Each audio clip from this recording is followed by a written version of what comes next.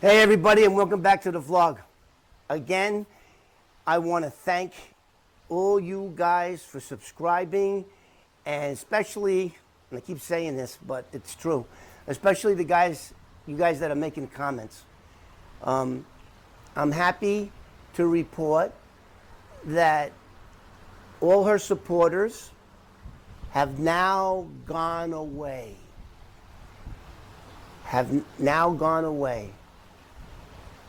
They were sending me comments, and I think I did a pretty good job of debunking all their theories.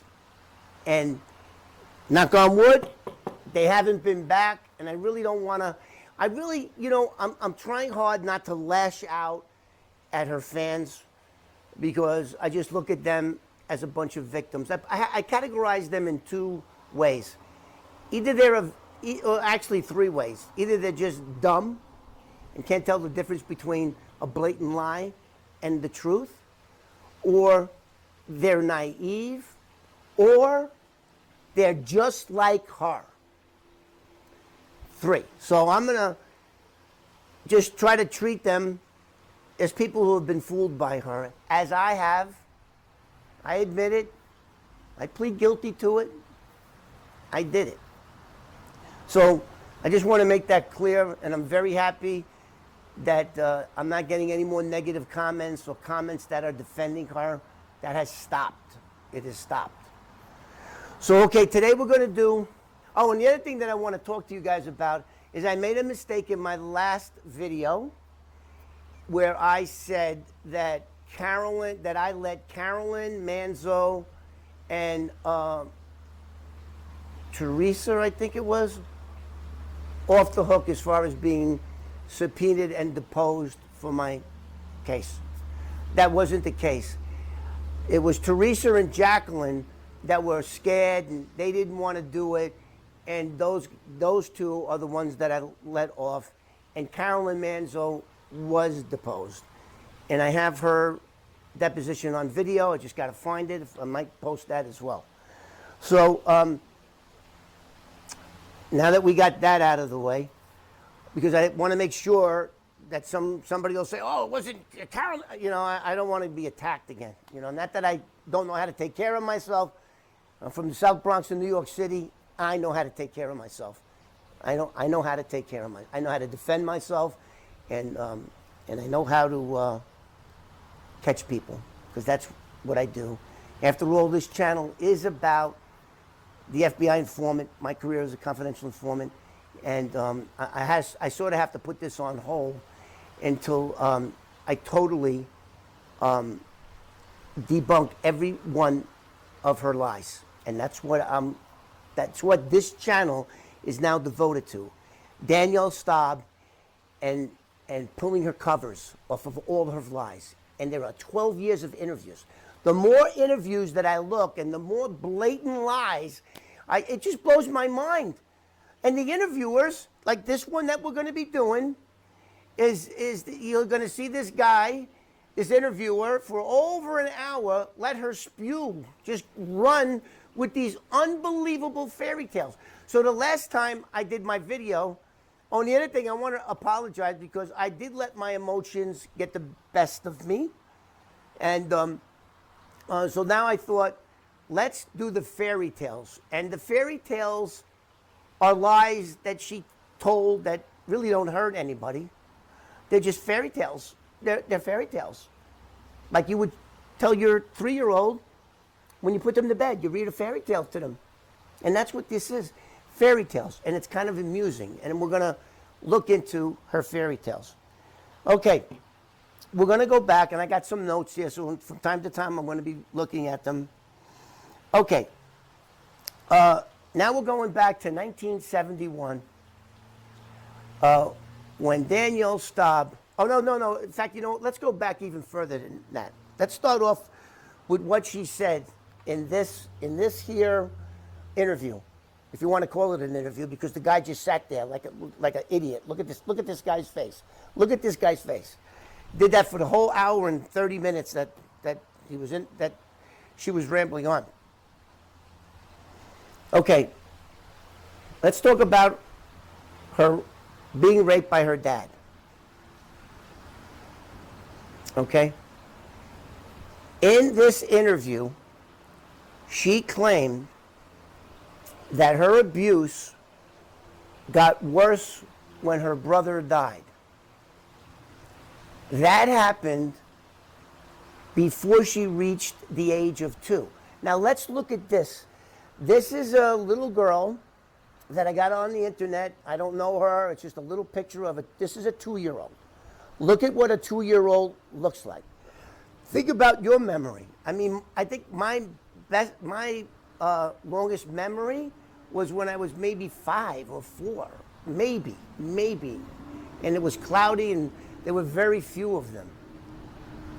So now this lie is very important when you listen to this interview, and we're going to link it in the description below. Is very telling. Because she said that when her brother died, before she was 2, so what was she, 1.5? That she remembers that her father's sexual abuse increased. Let's stop right there. So everyone with common sense knows that that's a lie. That we don't have memories of when we were 1.5 years. So she just accused her father at the age of 1.5, or what's before 2, 1.5, if you're going to do 6 months at a time. That's a blatant lie. And she told that lie while that dummy, they had a split screen. You see this split screen? While he just stood there throughout basically the whole interview with that stupid smirk on his face and go, wait a minute, you had a memory when you were 1.5 years? I didn't. I don't know anybody that does. So right there is a very, very important lie to address, because she's saying she remembers being molested before the age of 2 by her father. That's a lie. So if she told that lie concerning her rape, then what other lies did she tell about her dad raping her? And why didn't she do it when he was still alive? Beast. So now she goes on to say that the sexual abuse from before she was 2 till she was 9 kept getting worse. And she said she lived in Bensonhurst, Brooklyn. And she went to a parochial school. That's another bold-faced lie. She never lived in Bensonhurst. She was never raised in Bensonhurst. She was raised in Jamestown, New York, and the border town in Pennsylvania. They moved back and forth upstate New York. And we're going to get into that a little sooner. So she never lived in Bensonhurst as a child. She was not grown up there. That's a bold-faced lie. And again, Danielle Staubs, if anything as I'm saying is a lie, sue me. Sue me for making you look bad, defaming your character. Sue me. Sue me.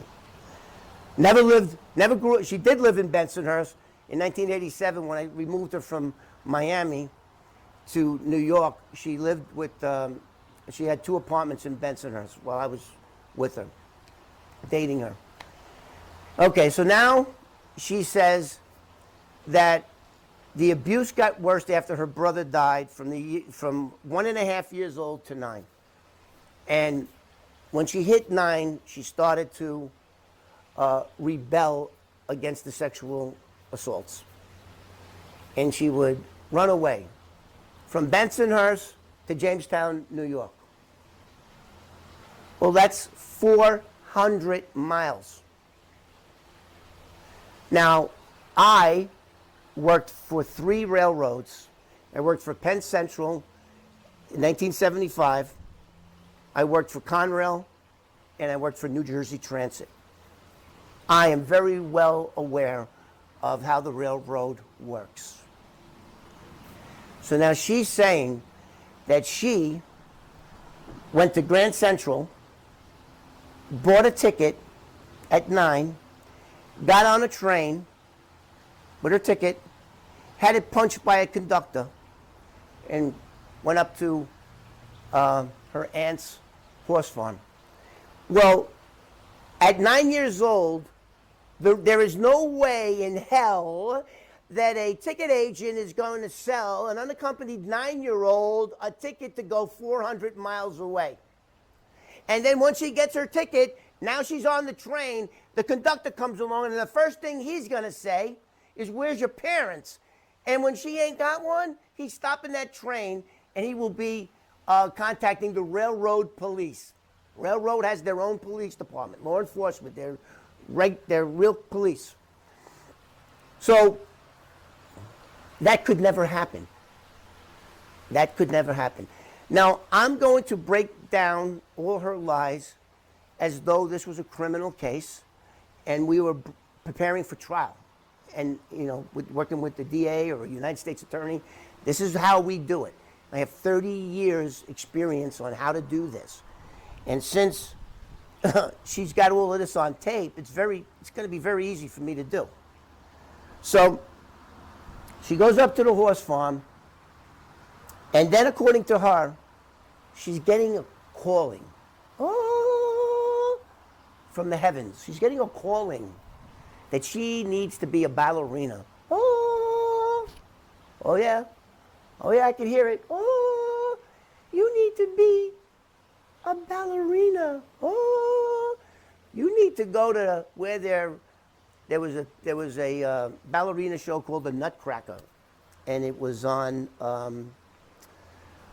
Lincoln. It was somewhere on the west side in Midtown Manhattan. The Lincoln Center or something like that. It escapes me right now. So anyway, she gets this calling from the heavens, right? And of course, I'm being a little facetious here, but she gets this calling, and what does she do? She runs away from her aunt, who she described as a beautiful person that let her would ride the horses, and she didn't even have to pick up the horse shit. Oh no, not hard, because she's a fairy tale girl. She's in fairy tale land. That guy that just sat there, this guy right here, just sat there with a grin. Didn't ask any questions. Okay. So now she's up there, and this wonderful, loving aunt of hers that's taking such good care of her in Jamestown, New York, because that's where she lived. She never lived in Brooklyn when she was a child. Never. Never went to any parochial school. If I'm lying, Danielle Staubs, tell me what school it is. I'll check it out. Give me the address to where you lived in Bensonhurst, Brooklyn when you were a little girl. Give me that information. You can't, because it never happened. You're in fairy tale land here. But that's okay. At least you're not hurting anybody with these fairy tales. These are not vicious, vindictive lies. These are just fairy tales. So, Kevin, I'm going to try not to get excited. So I'm looking at this as fairy tales, not lies, because she's out of her friggin' mind. So this caring, loving woman that's letting her ride around in upstate New York in Jamestown, 400 miles away from New York City, is taking such good care of her. She takes off, gets back on the train. I'm assuming it's a train or a bus. I mean, no bus. That would even be harder to get on a bus with being an unaccompanied 9-year-old. Now imagine a 9-year-old little girl. She gets on the train or the bus and she goes to New York City, 400 miles away. And then what does she do? She goes to the dance studio at 9. Look, not even both hands. It's got one finger left. 9. Little girl, a little 9-year-old. She makes it down, remarkable, unbelievably, fairy tale land, and she makes it to Manhattan, and she goes to where the Nutcracker ballet show is going on, and goes into the studio at 9, and asks the head of the guy that's running it, or girl, I don't know, if please, I've got a calling. Oh, I need to be a ballerina. Got the calling. I heard it all the way upstate. Told me to be here. Here I am in this fairy tale land. And I'll do anything if you just give me dance lessons. And in exchange for you giving me dance lessons, I'll mop the floor.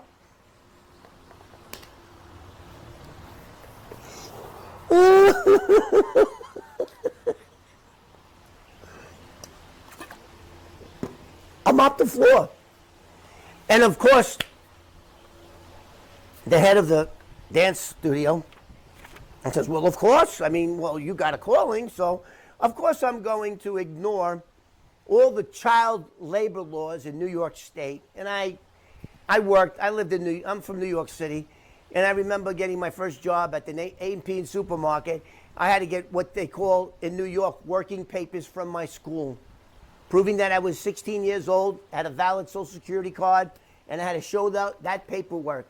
Because, you know, you cannot hire a 9-year-old. You can't barter mopping a floor in exchange for dance lessons. And then she said she had a Russian prima donna, whatever it is. That ballerina teacher had to do the moves. All she needed to do is have somebody show her what to do. Okay. I left this part out. I got to go back. So just before, or as she's in getting the dance lessons, she goes out into the alleyway, and the only one that noticed this little 9-year-old. Now, don't forget, you know, I'm from New York City. I'm a New Yorker, and a lot of people outside New York think that we're very harsh and rude people. Nothing could be further from the truth.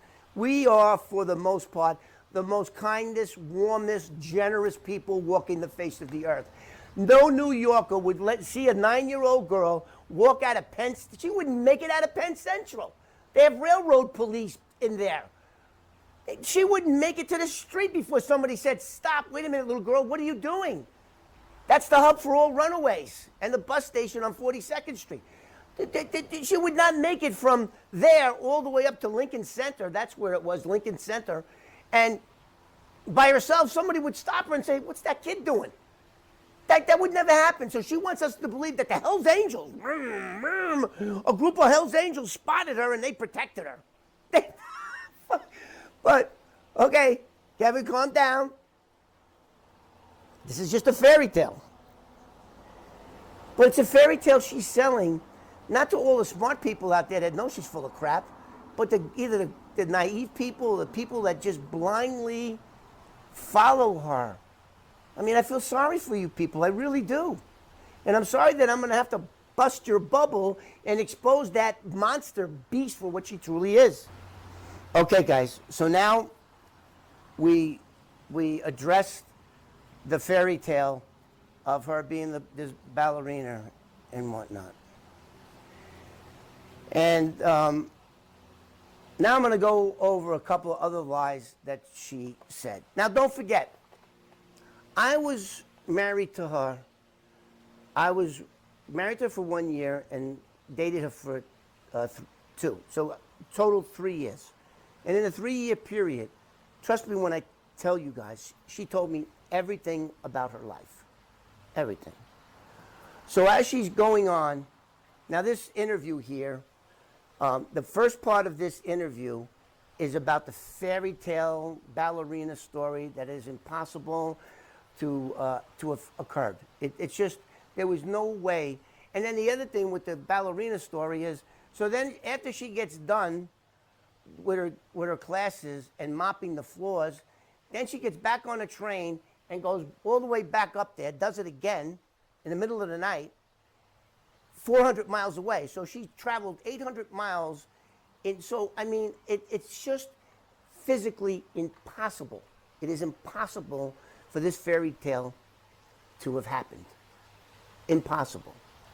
Then there's a couple of other things that she rambles on about that, you know, are kind of funny and provable.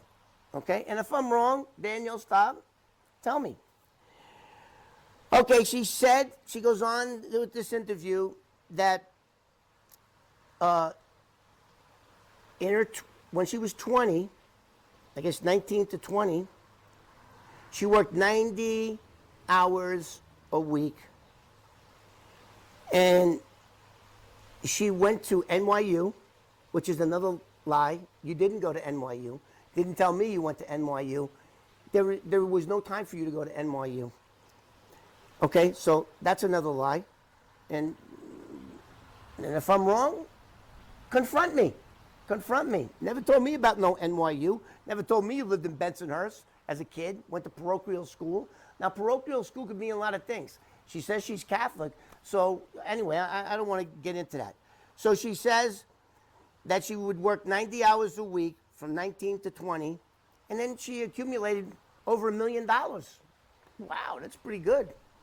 I mean, even a hooker would have a hard time doing that. The other thing that she says is that she was a Ford model. Wow. I do know about that because I was there. This is not hearsay. I was there. In fact, I drove her to the Ford Modeling Agency. It was either in 87 or 88. And it was located on 59th Street between 1st and 2nd Avenue at the foot of the 59th Street Bridge, the Queensboro Bridge. So she did have a real portfolio of professional, in a leather zip down, opened up. All the photographs were in plastic pages, and they were professional modeling photographs. So I drop her off, and I'm parked outside, waiting for her to come back, thinking this is going to take maybe an hour, 2 hours, who knows. No, it took more like 2 minutes. She went up and came right back down, got into the car. I said, what happened? She says, they won't take me. I'm not tall enough. So now this is going back 34 years ago. So I couldn't remember. I think she said you had to be 5'10" to be a Ford model in 1987. So I'm sure somebody can Google it. But I did verify that the Ford Modeling Agency is no longer on 59th Street. And the height requirement is 5'8". That makes her at least 2 inches too short. It would be impossible for that fairy tale to be real. Okay? Impossible. So I think it's very important for, and I'm talking to the people who think she's so wonderful and beautiful and that love her for who she is. I mean, when I love somebody, it's for who they are, for what they do and what they don't do. That's why you love somebody, and you feel that connection with another human being. And so, to all you diehard Danielle Staubs fans, I just showed you guys that everything about her is a lie. Now there was no reason for her to make up these lies. There was plenty of reasons to make up lies about me raping her or doing this or doing that, because she was trying to achieve something, get something from it, or just hurt people because she's such a beast. She's just a beast.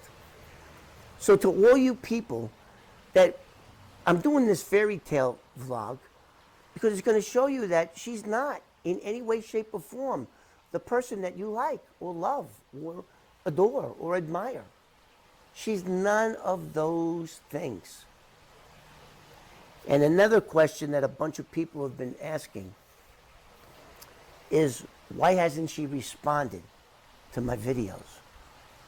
At the time of this filming, the videos that I did about her are close to 14,000 views for a couple of months now, and not a peep out of her.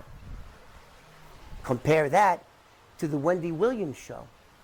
She got on was the second that Wendy Williams put her mugshot, she went off. My children, you're hurting my children, of a still image. Not even with booking numbers on it. A still photograph of her. She immediately got on her podcast. While we're on that photograph, what about when her children were just kids, truly kids, and she decided to make a sex tape, a video, not just a mugshot, a video and leak that to the internet. And then, if my memory serves me, Hustler magazine bought it. Now, my life has been optioned 10 times by Universal, Sony. My life rights to do a movie about what my channel really is about, is catching bad guys, putting them away, and doing it without a badge. That's what this channel is really about. And because she was one of the criminals in my life, I put her in. So, I can produce contracts where you have to sign your life rights and sell them so that they can put their label on it and distribute them. So that's what we know she did. She wasn't worried. And if any of you have seen that disgusting video, and she wasn't worried about her children, friends seeing that, because let's face it, kids know how to get on the internet a lot better than people my age do. And get on there, and what do you think it was like for those two beautiful little girls to go to school? After one of the boys in their class saw her mother and what she did. And she wants Wendy Williams to be, she's accusing Wendy Williams of hurting her children because she just put a picture up of the truth.